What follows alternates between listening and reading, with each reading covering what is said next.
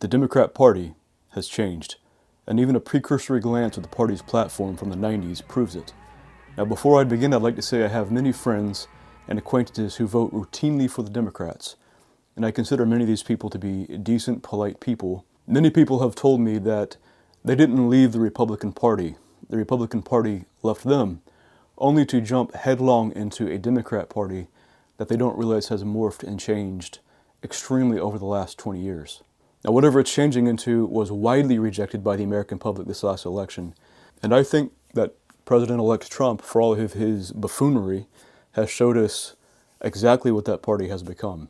If he does nothing else, he's shown us where the left has moved. Now, this might not include you as a liberal person, but as far as the trend of the leftist parties around the Europe and the United States and in Canada, it's certainly true. I remember when I was a child listening to some of the adults talking about why they would vote Democrat down south, and often it was things like worker protections, supporting labor unions, not liking the idea of cutting Social Security. They were scared the Republicans were going to gut the Social Security program, some of the older, World War II veterans, things like this. He'll get rid of regulations on Wall Street, but he's going to crack down on Sesame Street. Even the idea of keeping abortion safe, legal, rare. But that's in the past. The world has changed. The left, the ideas of the new left, the cultural Marxism, the postmodern ideological ideas have infiltrated, saturated, I think, the Democratic Party. Now, the Republican Party has changed too. I don't like all of those changes. But ironically, many things about the Republican Party, on paper at least, resemble the Democratic Party of, say, Bill Clinton. If you look at the Democratic Party's platform from the 90s, you're going to see phrases like law and order, supporting the police departments. Though we're a nation of immigrants, we need to have a border control and support our border agents. You'll see Bill Clinton say things like safe, legal, and rare for abortion, acknowledging that abortion is a tragic event. Now, some people have told me to just get with the program because things change, but not all change is good. And how do you get with the program when the program itself is insane? So how did the Democratic Party go from Bill Clinton's phrase, keep abortion safe, legal, and rare, to appraising abortion as an absolute right, two-term, 9 months, in some cases after birth? You think I'm exaggerating, but I'm not. And then praising abortion as a moral good. God bless abortions and God bless America! How did we go from blaming the right for being anti-Semitic, and rightfully so if and when they are anti-Semitic, and not all of them are, but then go from that to openly supporting and standing with anti-Semitic people on the left?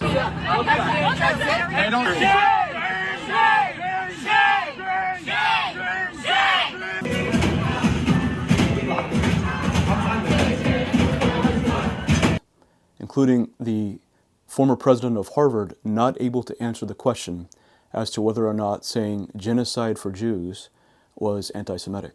How did we go to creating safe spaces for people to feel emotionally safe, and yet if they're Jewish students in these situations, they can feel and actually be literally threatened? How did the old Democratic Party go from trying to find a middle way between socialism and capitalism, a third way, or Keynesianism, to sometimes outright and openly standing with full socialists and even Marxists? Now, the Obamas created a production company, and that production company made its first documentary. It's an award-winning film about U.S. factory workers.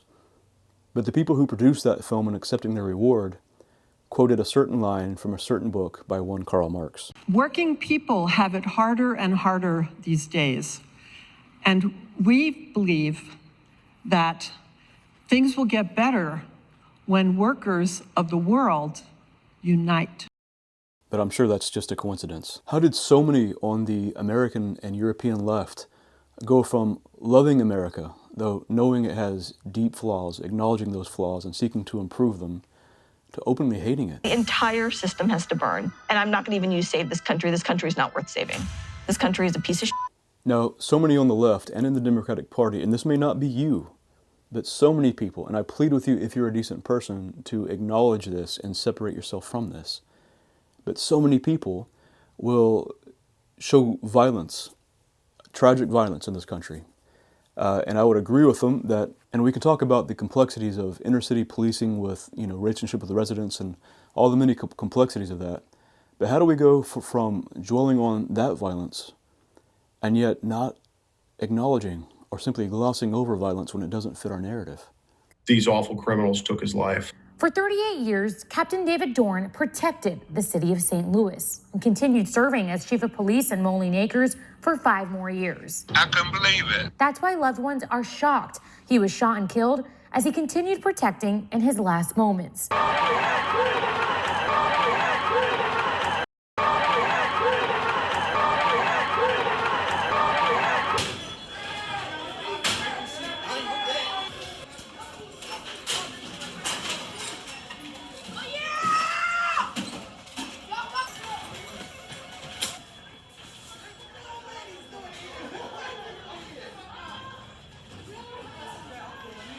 I hope that both sides can acknowledge when there's political violence, and there's also plenty on the left, I would dare say, frankly, more, that this is a problem and it needs to be addressed. And of course, I fully acknowledge that there are anti-Semites, white supremacists, and potentially violent people on the right, and I am concerned that the sides, if there's continued violence on the left that was allowed to go on for months, virtually unchecked, and when the president tried to call in the National Guard, it was implied that he was a Nazi.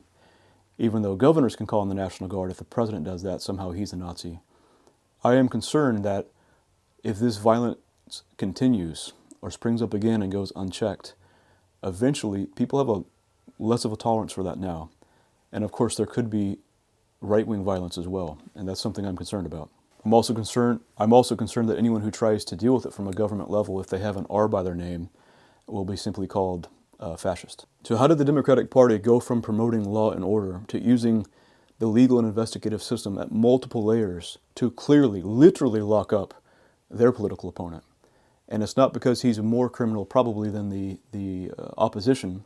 I'm not saying that Trump has always been a moral man, but I'm saying that this is clearly political persecution.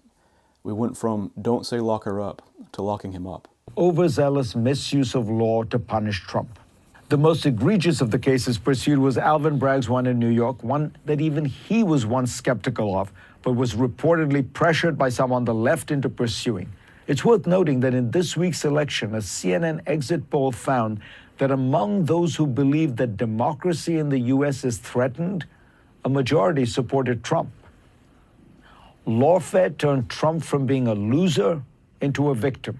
And as his indictments grew, his campaign contributions surged and his poll numbers solidified.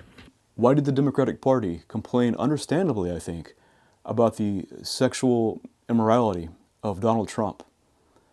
But attached to that are the two things that, one, they didn't care when he was in their club, knowing full well who he was for decades.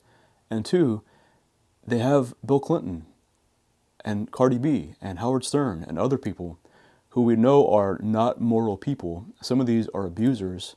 There are actually credible allegations about Kamala Harris's husband. They often don't care when it's on their side. This has led people on the right to feel that these concerns of people on the left are often in bad faith for political power, for political gain, and they no longer trust these accusations. How did we go from a party concerned about the health and fitness of American youth to so many on the left, too many on the left, calling fitness white supremacist? We acknowledge that there's a corporate problem in the United States, and yet when someone not in the Democratic club admits it, acknowledges it, and says we need to fix the corruption of corporatism and government agencies that monitor them and fix America's food industry, this is now considered some right-wing conspiracy theory or white supremacy. And there's been another shift from 2008 or so, when so many people my age, millennials, were convinced by the simple phrase, keep the government out of our bedroom, and be kind to homosexual people and gay people. And I can understand both of those sentiments. Like you, I have friends who are homosexual or identify themselves in this LGBTQ community. But how far that goalpost has slid. We went from keep the government out of our bedrooms to grown men naked parading themselves in front of children on the streets, or dancing sexually in front of children and then being defended, and people who, maybe even polite people, who think that they're just standing up for transgender people or gay men, not understanding that even children in these situations that are sexual situations, this should never happen. This has been a huge change in the last 10 or 15 years, and decent people should be aware of this problem and should call it out. That's a place society should not go. The Democratic Party today is so vastly different, and I'm concerned that when the old guard dies, Pelosi, Biden, etc., and they retire and go off into the sunset, that those coming after them have even further radical ideas that aren't compatible traditionally with Americanism or even liberalism, that the party will continue to lose itself. So what is the Democratic Party? Who are they? What are they about? I would like to ask my Democratic friends to sort of retrace their steps. I hope the people in leadership realize that this identity politics was a mistake, that you can't hate and blame and deride voters into loving you and voting for you, because it's not just white people or straight people or whatever other identity you want to place on these demographics.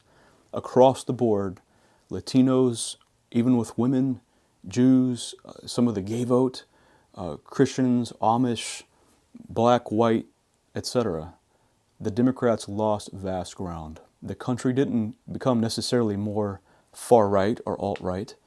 They didn't change much at all, because just like Republicans say that their party left them, I'd like to politely suggest that the Democratic Party left the country. The Democratic Party leadership will use phrases like fighting for the soul of America, fighting for democracy, but the majority of people who were concerned about democracy voted for Trump, because it turns out they were concerned about the left abusing the institutions in democracy for political power. For my own part, I simply cannot trust Democratic leadership at this point.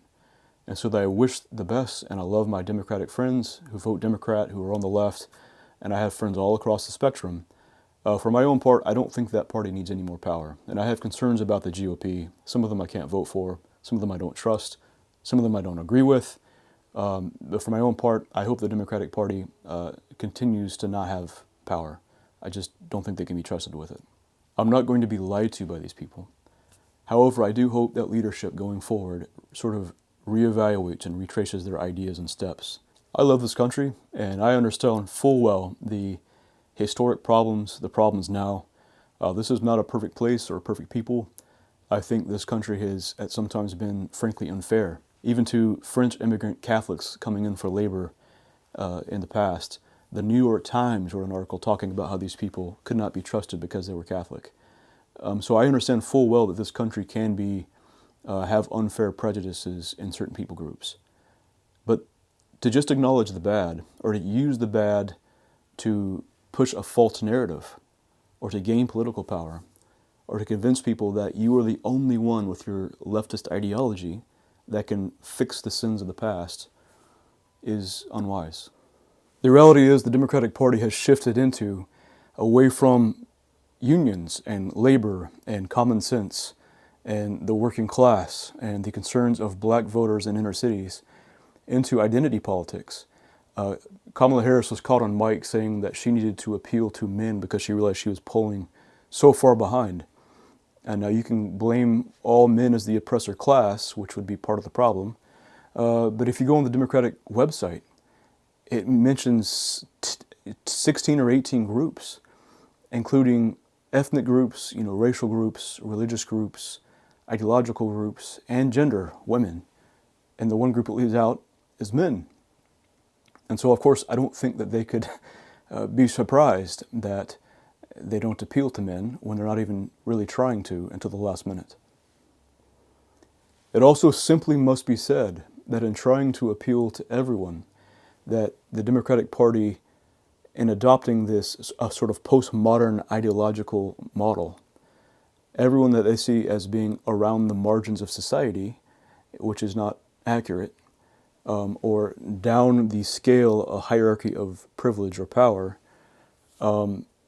has tried to welcome in these groups for their own political power, for their vote, and yet it simply must be pointed out that these groups, if you know anything about them ideologically, do not and will not often get along.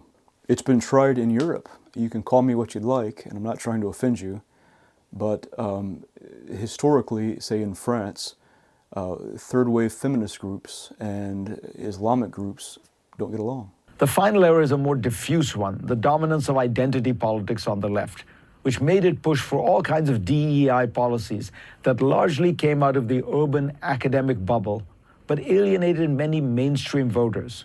There's an irony in claiming to be pro-Latino by insisting that people use the term Latinx, only to discover that Latinos themselves think the word is weird. This kind of obsession made Democrats view people too much through their ethnic or racial or gender identity, and it made them miss, for example, that working-class Latinos were moving toward Trump perhaps because they were socially conservative, or liked his macho rhetoric, or even agreed with his hardline stance on immigration. The problem is much deeper than simply one about nouns and pronouns. The entire focus on identity has morphed into something deeply illiberal, judging people by the color of their skin rather than the content of their character. Similarly, university speech codes and cancel culture have become ways that the left censors or restricts that most cherished of liberal ideas, freedom of speech. One simple way to think about the lessons of this election is that liberals cannot achieve liberal goals, however virtuous, by illiberal means. Look in the mirror.